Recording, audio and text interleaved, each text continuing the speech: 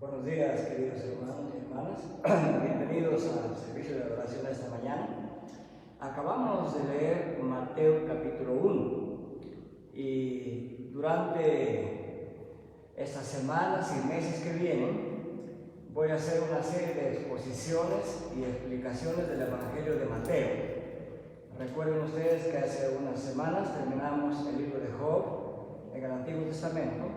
Y desde hoy empezaremos una serie de exposiciones sobre el Evangelio de Mateo. 28 capítulos de Mateo. Veremos hasta cuándo el Señor nos permite terminar esta serie de exposiciones para que cada uno de nosotros pueda comprender lo que Dios nos está diciendo a través del Evangelio de Mateo. Antes de empezar esta serie de exposiciones, quisiera hacerles un anuncio, voy a darles una noticia. El próximo domingo, ¿qué día estamos hoy? Adelante, hermano, pase. Hoy día estamos 14, ¿verdad? Hoy día estamos 14 del mes de noviembre del año 21. El 21 de noviembre, o sea, la próxima semana, el próximo domingo, nuestra hermana congregación que está en Girón del Batán, en la cuadra 241, va a celebrar sus 100 años de existencia en Cajamarca. Entonces, yo voy a estar ahí exponiendo la historia de la iglesia presbiteriana en el Perú y particularmente la historia de la iglesia presbiteriana en Cajamarca. En el mes de junio, a fines de junio, del año 1921, hace 100 años, llegó a Cajamarca un pastor de la iglesia de Escocia. Escocia está en el Reino Unido, Gran Bretaña. Y llegó aquí a Cajamarca con su esposa y sus 2 hijitos para empezar la obra de predicar el Evangelio de Cajamarca. Fue perseguido muchas veces en su casa. Fue amenazado de muerte, le pusieron bombas molotov en su balcón, pero él perseveró. Y a fines de noviembre del año 21 ya tenía un pequeño grupo, así como nosotros aquí. Claro que aquí en Quiritimayo no hay persecución ahora, ¿no? En ese tiempo había. Y por eso es que en noviembre, en este noviembre de este año 21, esta congregación hermana nuestra cumple 100 años y va a haber una labor de celebración, dando gracias a Dios porque permitió que la iglesia se estableciera en Cajamarca. En la madrugada de hoy estuve escribiéndole al presidente de la Asamblea General de la Iglesia de Escocia, que fue la que envió el misionero para fundar la obra aquí en Cajamarca. Él se llama Neil Macmillan. Ha sido mi compañero de estudios en la universidad en Escocia y le pedí que hiciera un video de 2 o 3 minutos porque él es el moderador durante este año y esta mañana me contestó diciendo que lo hará con mucho gusto. Así es que tendremos el privilegio de recibir los saludos del presidente de la Asamblea General de la Iglesia de Escocia, que es, digamos, en términos humanos, nuestra madre iglesia. Bien, esa noticia quería darles porque estén informados. Si el domingo no estoy aquí, ya saben dónde estoy. Estoy en este evento, ahí en el Girón del Batán 241. Bien, hermanos, con esas noticias quisiera empezar esta serie de exposiciones acerca del Evangelio según San Mateo. Hemos leído los primeros 17 versículos del capítulo 1 acerca de la genealogía de Jesús. Eso voy a explicar después, en la siguiente exposición. En esta mañana voy a explicar cuál es el mensaje general del Evangelio según San Mateo, para poder comprender luego en detalle cada capítulo y cada sección dentro de cada capítulo. Necesitamos comprender el mensaje general de todo el libro de Mateo. Y para eso debemos saber con qué propósito, o sea, con qué objetivo Mateo escribió este evangelio? ¿Para qué lo escribió, en otras palabras? Y podemos resumir esta pregunta: ¿para qué escribió Mateo este evangelio de esta manera?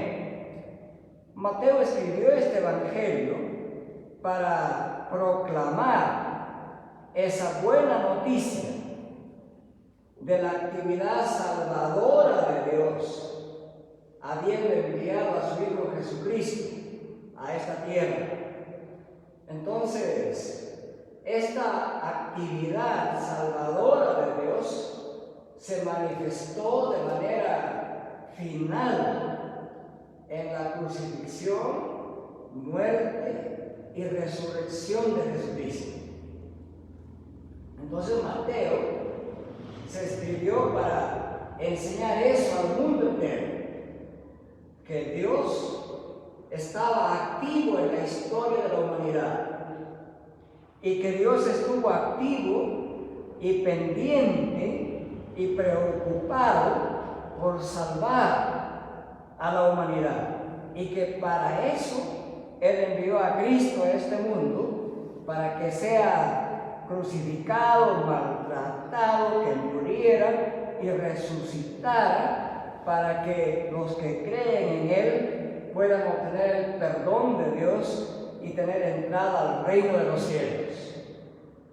Para eso se escribió el Evangelio de Mateo.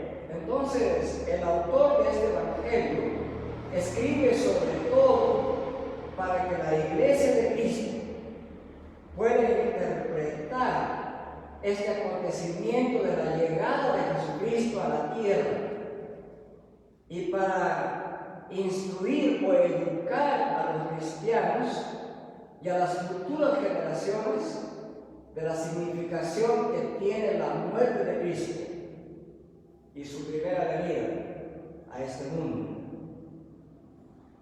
En resumen, la buena noticia que Mateo proclama en este evangelio es que Dios envió a Jesucristo a esta tierra para ser el Salvador de todos aquellos que ponen su fe en Él y por ese efecto tengan entrada al reino de los cielos, es decir, puedan volver a la comunión con Dios. Para eso se escribió el Evangelio. ¿A quiénes se dirigió en primer lugar el Evangelio de Mateo? ¿Quién habría sido la audiencia original, sus primeros oyentes? Bueno, sabemos que no fuimos nosotros, ¿verdad? Los primeros oyentes no fuimos nosotros. Entonces, ¿quiénes fueron? ¿A quiénes se dirigió en primer lugar el Evangelio según Mateo? Mateo se dirige a la primera iglesia que se formó en Jerusalén y otras partes del mundo del lejano oriente.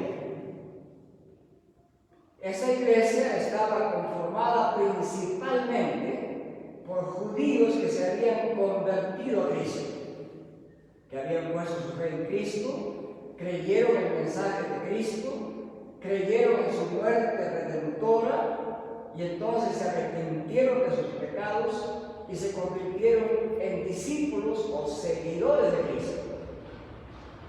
A estos judíos, seguidores de Cristo, se dirige principalmente este Evangelio. ¿Y qué le comunica este Evangelio a esta primera comunidad de creyentes? Algún día, cuando se escriba la historia de esta iglesia en Quirigiomayo, alguien preguntará: ¿y a quiénes se dirigió la iglesia de Quirigiomayo en el año 1900 o al año 2021? Y dirán: bueno, se dirigió a hermanos creyentes congregados del barrio Quirigiomayo, de Delta y también algunos de la parte baja de la ciudad de Cajamarca. Don Álvaro representa la parte baja de la ciudad de Cajamarca. Entonces, esta sería la audiencia original de ese sermón que estoy dando hoy día sobre Mateo. Así también en aquel entonces había una audiencia, un grupo a quien dirigió Mateo este Evangelio. ¿Y qué es lo que Mateo enfatiza dirigiéndose a este grupo de primeros cristianos ahí en tierras judías y parte del Asia? Primero, Mateo les comunica lo siguiente. Les dice: miren, la venida de Cristo a este mundo y todo lo que Él hizo y predicó en este mundo fue el cumplimiento de lo que los profetas del Antiguo Testamento habían anunciado.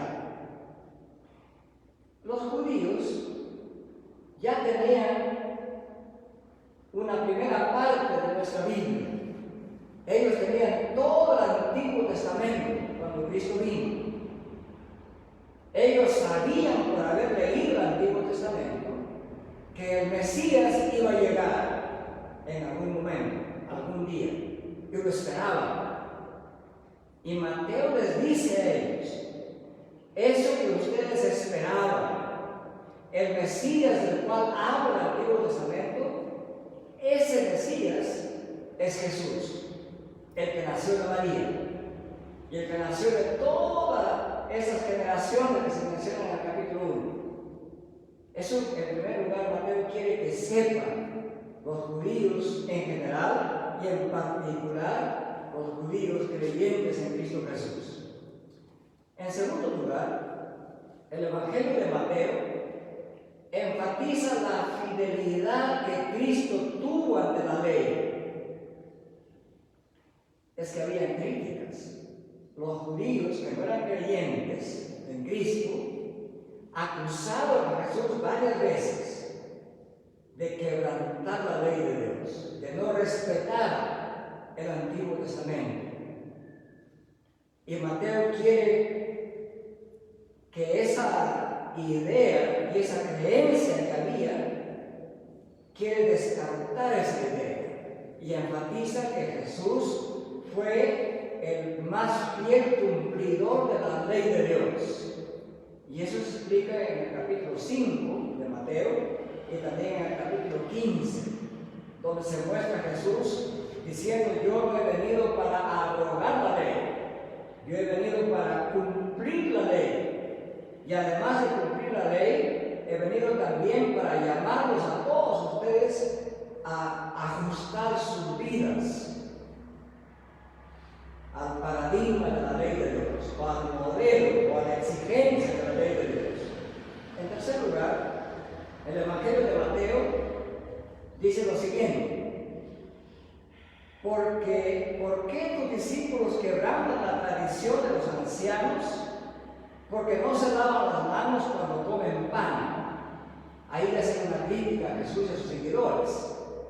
Entonces, el Evangelio de Mateo a esa crítica responde diciendo: se equivoca. Jesús fue el único ser humano quien fue Dios al mismo tiempo, que cumplió plenamente toda la ley. Lo que sucede es que ustedes han puesto delante la tradición de los hombres y no la ley de Dios. Así es como Cristo respondió. En cuarto lugar, en Mateo 19, en los versículos 3 al 9, aparece Jesús explicando el propósito original de Dios para el matrimonio. Los judíos se habían pervertido. Los judíos, como todo ser humano, cuando ya sus mujeres estaban mayores, querían deshacerse de ellas, divorciarse y casarse de nuevo. Y le hacen debate a Jesús sobre esto. Y Jesús les muestra el propósito original del matrimonio, diciendo: lo que Dios unió, jamás lo separe el hombre. Con lo cual, corrige la mala interpretación y la mala costumbre de sus paisanos. Entonces Mateo presenta a Jesús como el único que cumplió cabalmente la ley de Dios. Y finalmente, cuando se narra en el Evangelio de Mateo la infancia de Jesús, y cuando luego también se narra la resurrección de Jesucristo, y cuando se narra la genealogía de Jesucristo, Mateo quiere decirle a los demás judíos que no creían en Jesucristo, que Jesucristo es el legítimo Hijo de Dios y el legítimo Mesías que viene desde la raíz de David. Voy a explicar eso en detalle cuando toque el capítulo 1, versículo 1 al 17. Pero ese es un mensaje general para los judíos. Jesús es el Hijo legítimo de Dios y es el Mesías legítimo y único, como se muestra por las profecías. Entonces, con eso se dirige Mateo a los primeros creyentes, les da las herramientas para que puedan hacer frente a las críticas que se hacían de Cristo como fundador de esta iglesia conectada a la iglesia del Antiguo Testamento. Y luego nos preguntamos, el mensaje general de Cristo a través del Evangelio escrito por Mateo,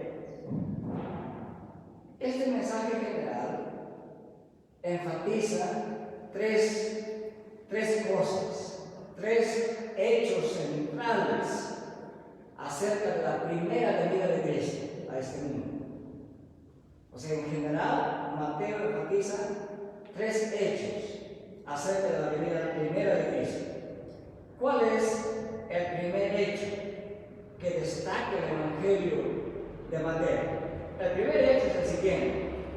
Mateo se centra en el cumplimiento y la llegada del reino de los cielos al pueblo del pacto, al pueblo con quien Dios tenía un tratado desde el monte Sinaí y mucho antes del monte Sinaí.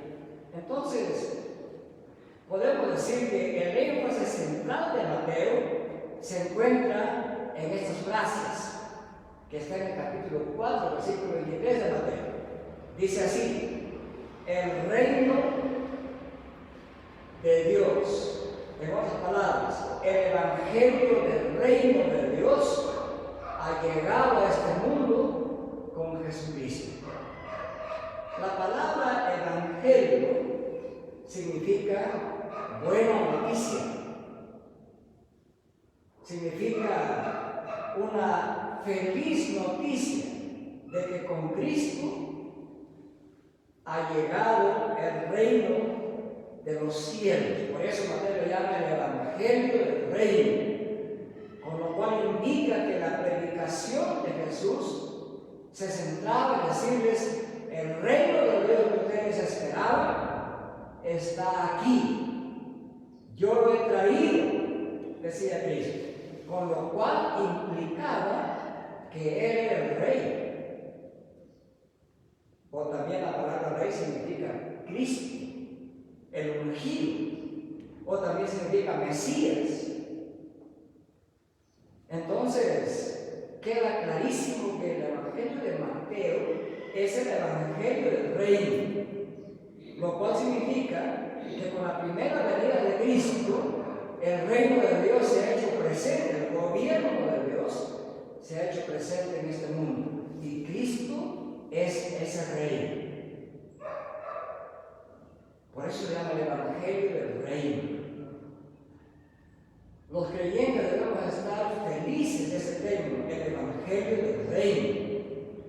Cuando ustedes creen en Cristo Jesús, creen también en el evangelio del reino, la buena noticia de que creyendo en Cristo, Dios gobierna nuestra vida.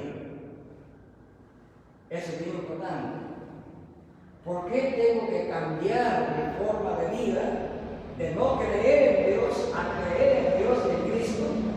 Porque he creído en el evangelio del reino, del gobierno de Dios en nuestra vida. Hermanos y hermanas, así usted no se dé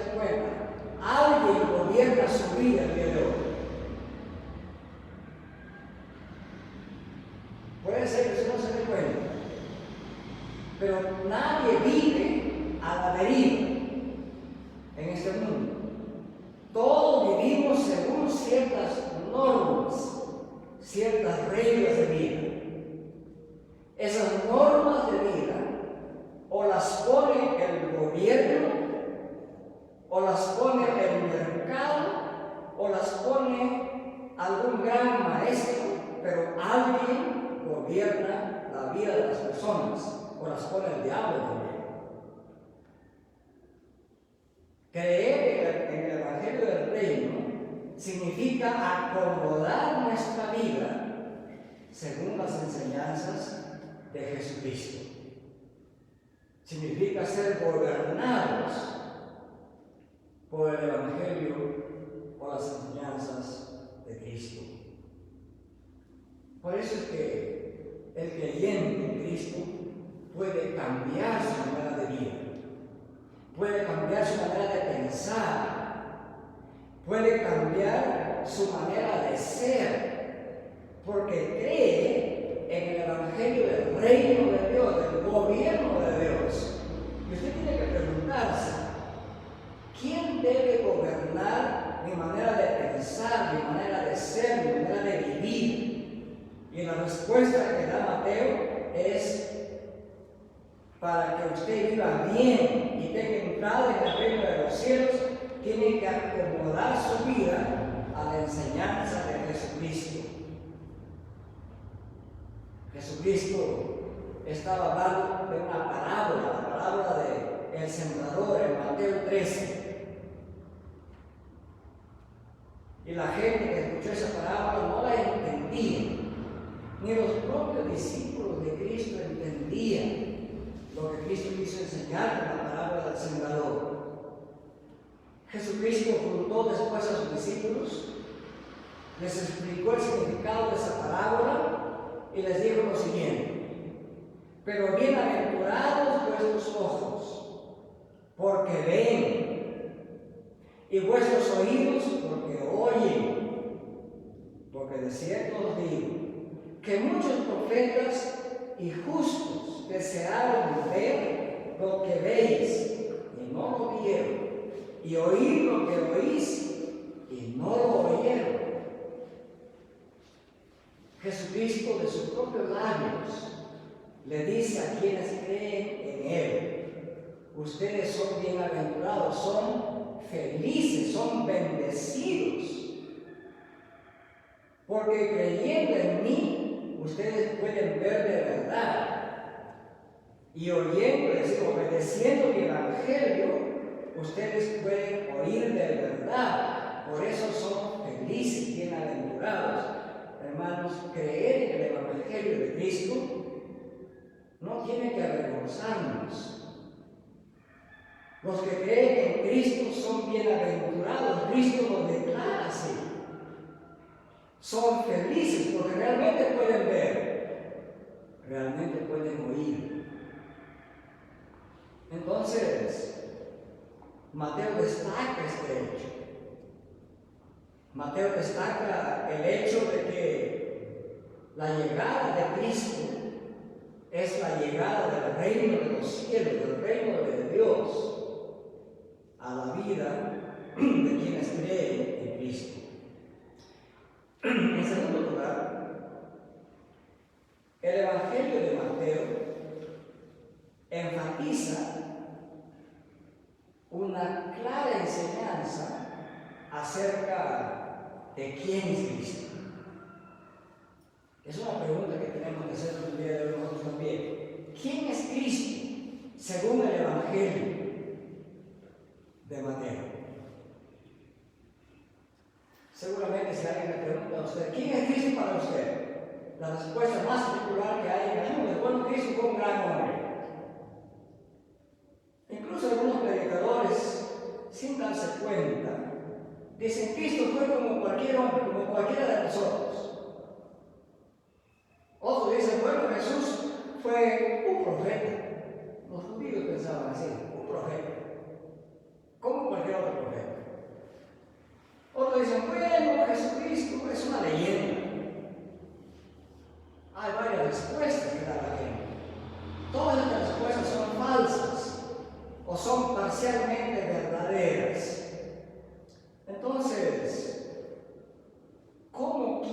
Mateo que entendamos quién es Cristo. Primero, Mateo responde así. Quiere que la gente sepa que Jesús es el Cristo. Voy a explicar bien estos términos. La palabra, el nombre Jesús, es un nombre hebreo. Si tradujéramos el nombre Jesús al castellano, tenemos que traducirlo así: Jehová salva, o Jehová es salvación. Eso significa el nombre Jesús: salvación o salvador, traducido del hebreo al castellano. Y el título Cristo significa ungido. Si juntamos Jesús y Cristo como términos juntos, quiere decir que el Jesús que caminó por Palestina, que estuvo en este mundo, que comió, que bebió, que sufrió, que tuvo alegrías y tuvo tristezas, que ese Jesús es Salvador, y que es un Salvador y Rey o ungido al mismo tiempo. Eso significa Jesús el Cristo. ¿Queda claro, hermanos? Muy bien. Y Mateo enfatiza que Jesús es el Cristo o el Hijo de Dios. Y el término Hijo de Dios en la Biblia significa que es Dios. A este efecto de comunicar esta verdad, Mateo pone en la boca del apóstol Pedro esta famosa confesión en Mateo capítulo 16, donde Pedro dice, cuando Jesús pregunta: ¿quién decís vosotros, mis discípulos, que soy yo? Y Pedro, en representación de todos los discípulos, dice: tú eres el Cristo, el Hijo del Dios viviente. Esto lo voy a explicar en detalle cuando lleguemos ahí, pero en resumen significa: tú eres el Rey ungido por Dios, y tú eres Dios mismo hecho carne. Eso quiere Mateo que todos entendamos y creamos. En segundo lugar, Mateo presenta también a Jesús como el Hijo del Hombre.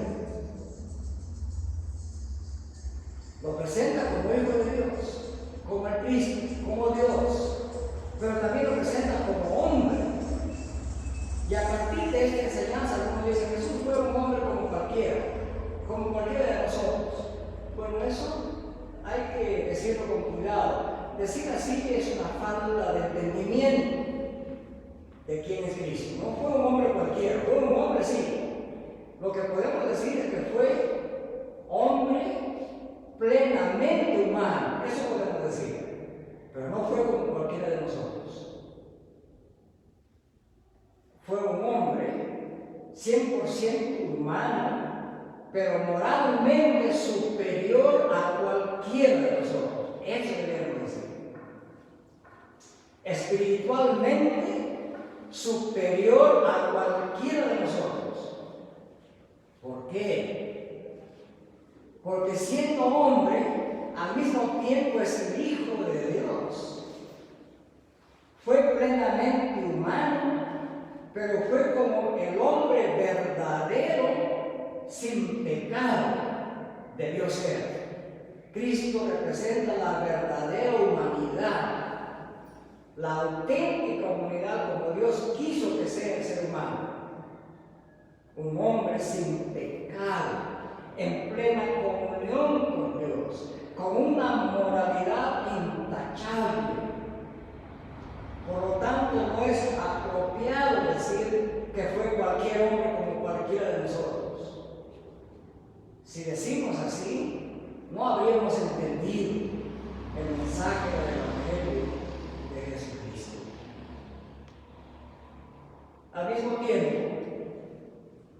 presenta como Señor a Jesús. Por eso es que decimos en la cristología, o en la doctrina acerca de Cristo, que Jesús es Dios y hombre al mismo tiempo. Tiene dos naturalezas, pero una sola persona. Es divino y es humano. Y Mateo en varios pasajes lo presenta así al Señor Jesucristo. Entonces, en primer lugar, dijimos que Mateo enfatiza este hecho. El hecho de que con Cristo el cumplimiento de lo que se anunciaba en el Antiguo Testamento ha llegado con él.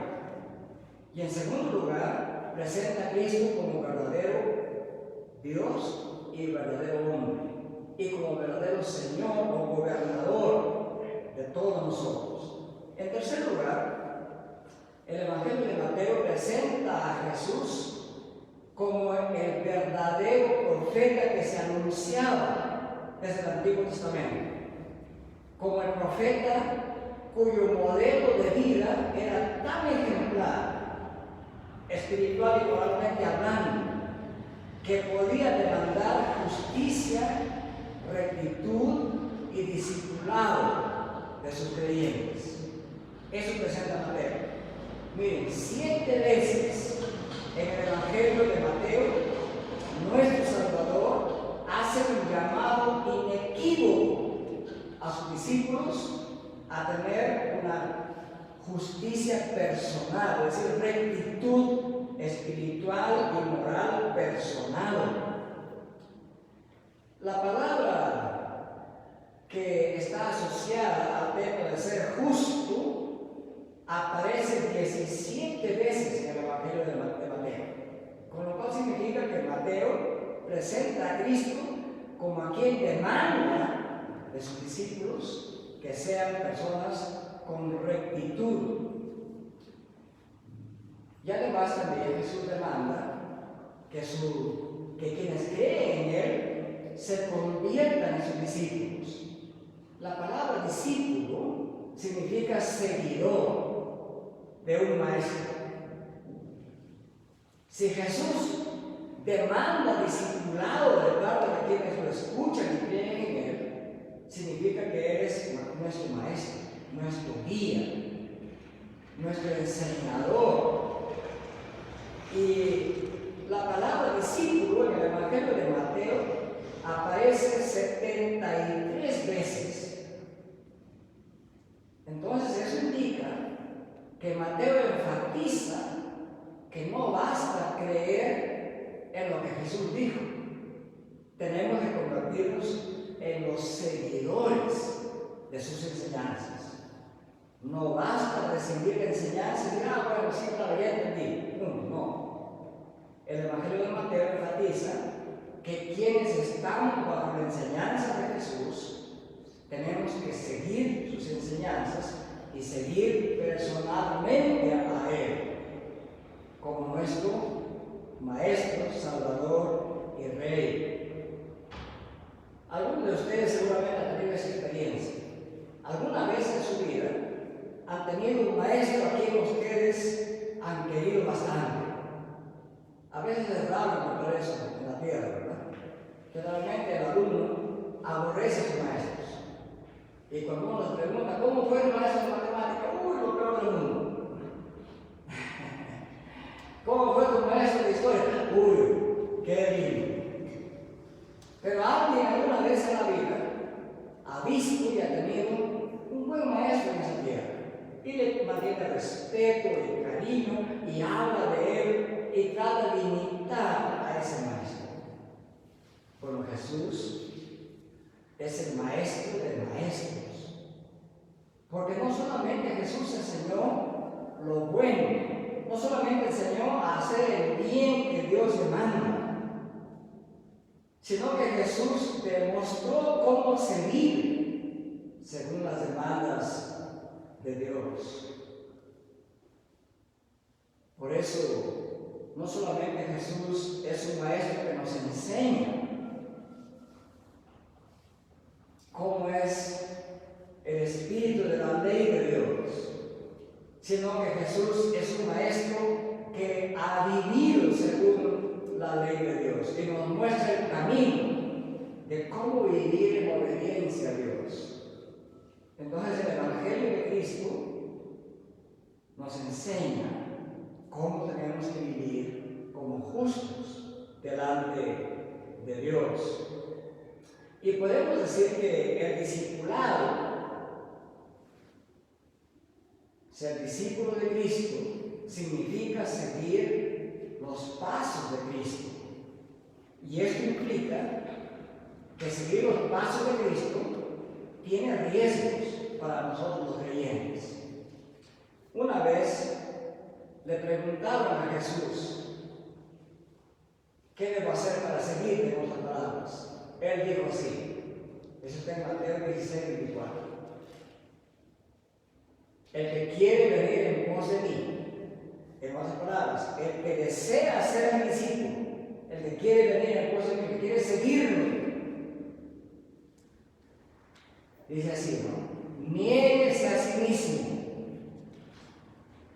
tome su cruz y sígame. Tremendo, ¿verdad? El discipulado implica riesgos, implica abnegación, implica tomar la cruz de Cristo.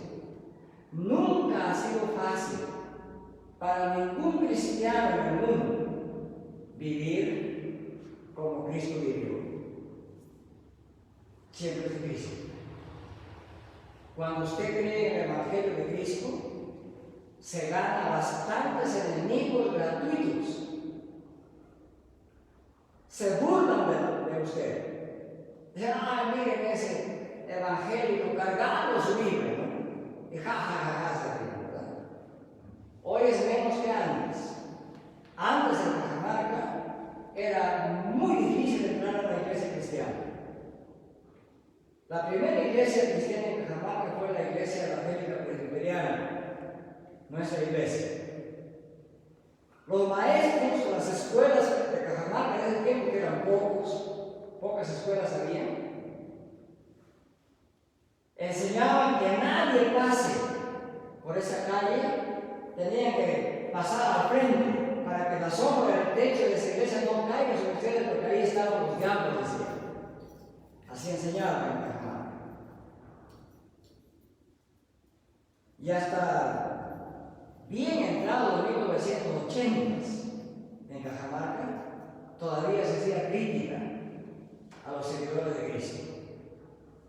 Hoy es menos, gracias a Dios que eso está poco a poco eliminándose de la mente de nuestros paisanos cajamarquinos. Pero es eso, ser discípulo de Cristo significa estar dispuestos a sufrir como Él sufrió. Entonces, es importante que entendamos el Evangelio de Cristo, porque nos hace fuertes para vivir como Cristo vivió. También Mateo aquí presenta a la iglesia como una comunidad. La palabra iglesia, aunque aparece solamente 2 veces en el Evangelio de Mateo, sin embargo, Mateo dice que la iglesia es una comunidad. Entonces, es una comunidad que en forma conjunta sigue las enseñanzas de Cristo. Mateo enseña que la iglesia recibe la comisión de parte de Cristo para propagar el Evangelio de Cristo. Cuando Cristo resucitó, juntó a sus 11 discípulos que quedaban. Les dijo, váyanse al monte que yo les he señalado en Galilea. Galilea se llamaba Galilea de los Gentiles. Y ahí Jesús les dio su última voluntad. Les dijo, vayan por todas las naciones y hagan de ellas discípulos de Cristo. Fueron palabras tan potentes y fue un mandamiento tan trascendente que ellos comenzaron a predicar el Evangelio de Jerusalén y se extendieron a todo el mundo. Y hoy, este Evangelio también llega a nosotros. Hace más de 2000 años empezó esa predicación. Y hoy está también entre ustedes. Entonces, enseña que el discipulado, el discípulo de Cristo, no solamente tiene que vivir como Cristo, pero tiene otra comisión: anunciar el Evangelio de Cristo. Cuando usted cree en Cristo, usted no guarda ese Evangelio para usted nomás. Lo comparte a su familia, lo comparte en su comunidad, lo comparte en su ciudad, lo comparte en su pueblo, en su país. A veces, algunos hermanos me han dicho: pastor, ya no hemos visto 2 o 3 domingos aquí. Bueno, quiero comunicarles que cuando no estoy aquí, estoy activamente predicando ese Evangelio en otras ciudades de este país. A veces también en otros países. Dios mediante, en enero, desde el 20 de enero hasta fines de enero, voy a estar en Colombia con la Iglesia Presbiteriana de Colombia. Vamos a estar en un pueblito que se llama Curití, que es camino hacia Venezuela, digamos. Entonces, el Evangelio de Cristo tiene que ser predicado, tiene que ser escuchado, compartido, proclamado. Cuando usted cree en el Evangelio, no lo guarda para sí, porque usted es discípulo de Cristo, quiere que Cristo tenga más discípulos. El trabajo principal de cada discípulo es hacer más discípulos para Cristo. Si usted se ocupa en eso, usted va a vivir feliz, contento, tranquilo, que está sirviendo a su Dios. Si usted vive para sí mismo y nada más, nunca va a tener satisfacción. Puede tener cosas, adquirir cosas y jamás estará satisfecho. Aún la gente que tiene tantos millones no está satisfecha con lo que tiene, quiere más y más y más. Dios quiere que así seamos para el Evangelio. A un gran millonario en este mundo, hace muy poco tiempo atrás, le preguntaba: si usted tiene tanta plata ya, ¿cuánto más quiere para estar satisfecho? Él dijo: un poquito más. En otras palabras, si usted vive para sí mismo, nunca estará satisfecho, jamás. Porque hay un vacío en el corazón de cada ser humano que ninguna cosa de este mundo lo puede llenar. Solamente Cristo puede llenar nuestros vacíos. Nadie más, ni su papá, ni su mamá, ni su novio, ni su novia, ni su esposo, ni esposa, ni su profesor de escuela. Solamente Cristo puede llenar ese vacío de insatisfacción que tiene mucha gente en ese mundo. Y Mateo quiere que eso entendamos. Mateo también nos presenta no solamente un mensaje para vivir en este mundo, pero también Él nos muestra un mensaje para el más allá, un mensaje para después de la venida de Cristo. Eso se llama en teología un mensaje escatológico, una perspectiva histórico-redentora. Nos presenta a Jesús. Digamos que el capítulo 25 de Mateo nos muestra a Jesús viniendo por segunda vez a este mundo y nos lanza una gran advertencia a los ciudadanos de todo el mundo y particularmente a los creyentes. Ahí se presenta Jesús como el gran juez y rey único de todo el universo y ha convocado a todas las naciones que hay en la tierra y los llama a su juicio final. Y dice esto en Mateo 25, del 26 hacia adelante, o del 35 hacia adelante, les dice así: en aquel día, cuando Cristo venga por segunda vez, reunirá todas las naciones de la tierra y dirá a los de su izquierda: venid a mí, y luego los lanza al infierno. Y a los de su derecha dice: venid a mí, benditos de mi Padre, y heredad el reino de Dios preparado para ustedes. Y entonces el Evangelio de Mateo nos muestra que hay un destino final para ese gran sector de la humanidad que no cree en él, y es el fuego eterno. Y que hay un destino final también para el creyente en él, que es venir como bendecidos a estar presentes en la gloria de Dios. Mateo no solamente presenta un evangelio para esta tierra, presenta la buena noticia de que aquellos que han creído en Cristo y se han mantenido firmes hasta el final serán bienvenidos al propio hogar de Dios. Y será allí, queridos hermanos, donde nuestra satisfacción como creyentes será completa, será plena.